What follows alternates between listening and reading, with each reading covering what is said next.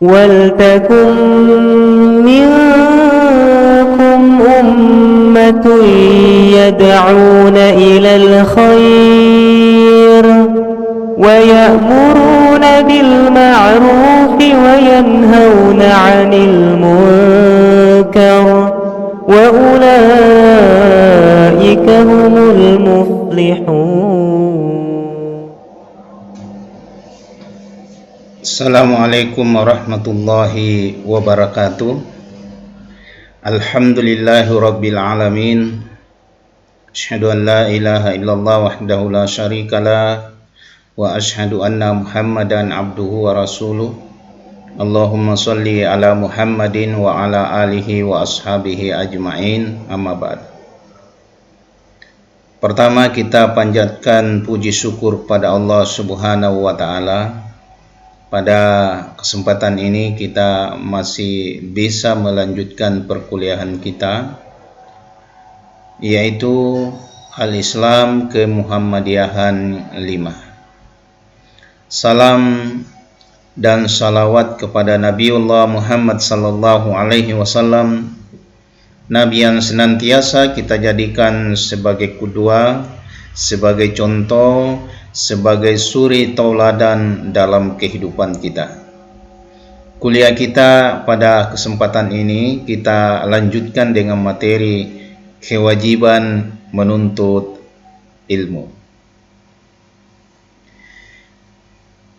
Islam sangat mendorong umatnya untuk menuntut ilmu, baik itu ilmu syariah maupun ilmu umum, seperti ilmu falak, matematika, fisika, kedokteran, dan lain-lain. Sebab dalam pandangan Islam, sesungguhnya semua ilmu itu berasal dari Allah Subhanahu wa taala. Sebab hakikatnya pengajar ilmu bagi manusia yang pertama adalah Allah sendiri. Ini yang diungkapkan oleh Allah Subhanahu wa taala dalam surah Al-Baqarah ayat 30. Allah Subhanahu wa taala berfirman, wa 'allama Adamal asma'a kullaha tsumma aradahum 'alal malaika faqala anbi'uni bi asma'i haula'i in kuntum shadiqin. Dan dia mengajarkan kepada Adam nama-nama benda seluruhnya, kemudian mengemukakannya kepada para malaikat, lalu berfirman, sebutkanlah kepadaku nama-nama benda itu jika kamu memang benar. Nah, pada ayat ini Allah telah memberikan penjelasan bahwa semua ilmu seluruhnya telah diajarkan kepada Adam alaihissalam tentang nama-nama benda. Memulai suatu penelitian tentu untuk menemukan suatu ilmu maka harus dimulai mengenal objek yang akan diteliti. Maka dasar-dasar ilmu telah diturunkan oleh Allah Subhanahu wa ta'ala. Manusia tinggal menggali ilmu yang sudah diturunkan oleh Allah Subhanahu wa ta'ala. Oleh karena itu Allah mendorong manusia untuk menggali ilmu yang dimulai dari perintah membaca. Sebab dengan membaca manusia akan terbuka wawasannya untuk menggali sesuatu. Hal ini dijelaskan oleh Allah Subhanahu wa taala ketika pertama kali menurunkan wahyu kepada Nabiullah Muhammad sallallahu alaihi wasallam dalam surah Al-Alaq ayat 1. Iqra bismi rabbikal ladzi khalaq. Bacalah dengan menyebut nama Tuhanmu yang menciptakan. Pada ayat ini Allah memerintahkan agar kaum muslimin membaca, yang ketika pertama turun diperintahkan kepada Nabiullah Muhammad sallallahu alaihi wasallam sebagai penerima wahyu. Tentu perintah ini dilanjutkan bukan hanya kepada Nabiullah Muhammad sallallahu alaihi wasallam tapi juga kepada kita selaku umatnya. Membaca tentu merupakan suatu proses dalam menuntut ilmu. Karena menuntut ilmu adalah perintah berarti bagi seorang muslim wajib untuk menuntut ilmu. Artinya, seorang muslim jika tidak menuntut ilmu atau belajar, hukumnya berdosa. Sebaliknya, jika mereka menuntut ilmu, akan mendapatkan pahala di sisi Allah Subhanahu wa taala.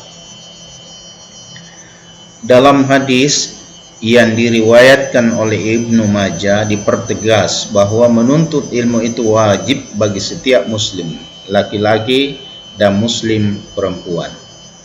Nah, hal ini diungkapkan pada hadis talabul ilm faridatan ala kulli muslimin wa muslimat, bahwa menuntut ilmu itu merupakan kewajiban bagi setiap muslim laki-laki dan muslim perempuan.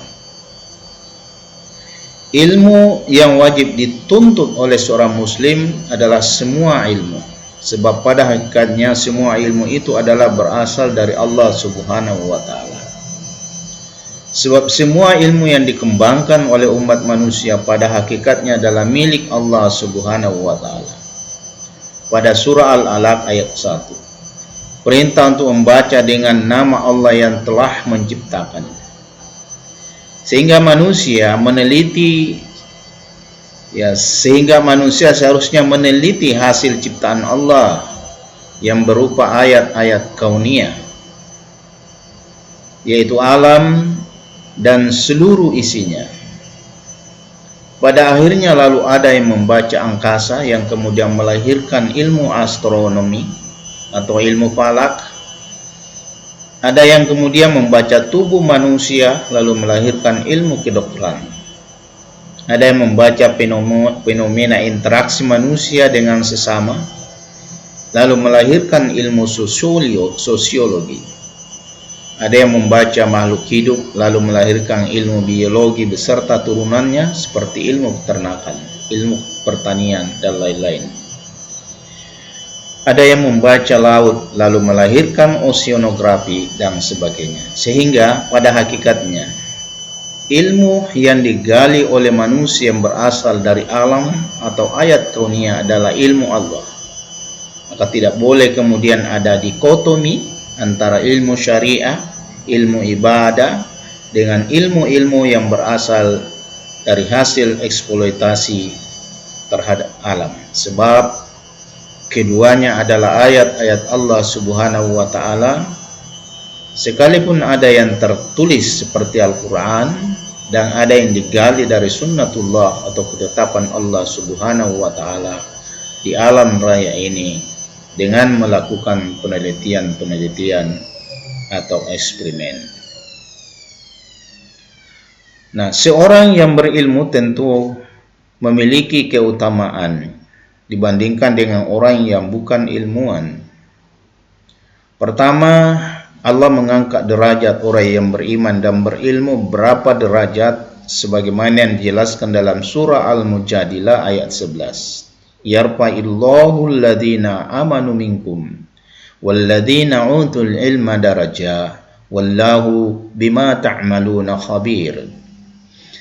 Allah akan meninggikan derajat orang-orang yang beriman di antaramu, dan orang-orang yang beri ilmu pengetahuan beberapa derajat, dan Allah Maha mengetahui apa yang kamu kerjakan.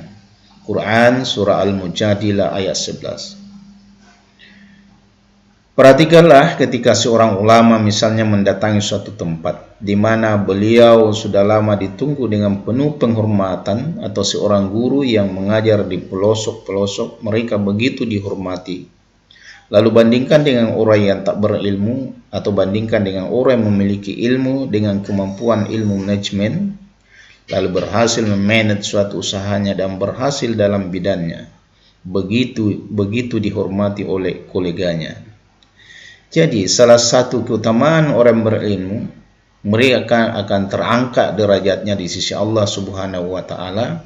Begitu pula di sisi atau di antara manusia, mereka mendapatkan pemuliaan dan dihormati. Selanjutnya, keutamaan lain bagi orang berilmu, dia akan digolongkan dalam kelompok hamba yang paling takut pada Allah Subhanahu wa taala. innama yakhsha min ibadihil ulama, bahwa hamba Allah yang paling takut kepada Allah Subhanahu wa taala itu adalah golongan hambanya yang termasuk orang-orang yang ulama atau orang-orang yang berilmu. Tentu masih banyak keutamaan-keutamaan lain bagi orang-orang yang berilmu, sebab orang yang berilmu itu tentu memiliki keluasan cara pandang, cara berpikir, dan insya Allah orang-orang berilmu itu dimanapun berada, dia akan tetap menjadi mutiara yang selalu dicari orang.